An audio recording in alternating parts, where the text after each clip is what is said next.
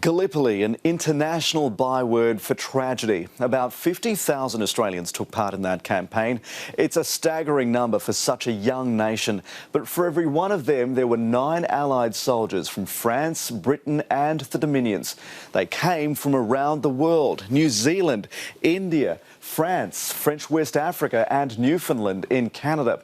Factor in the Turks on the opposing side and the number of those involved in the 8-month campaign swells to more than 800,000.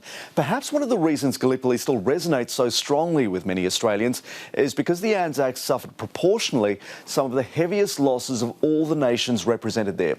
Britain's troops far outnumbered the rest, with about 348,000 deployed. France, 79,000. India sent 16,000.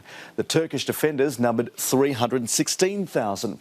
Virtually every nation suffered significant losses. About 1 in every 6 Australians who went to Gallipoli died there. For the New Zealanders, it was 1 in every 3 who never returned.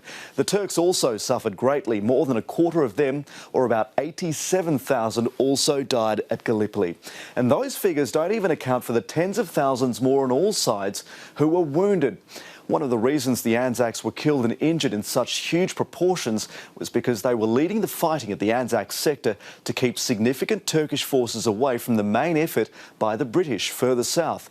The bravery of many of the Anzacs is immortalised in countless poems, testimonies and historical accounts.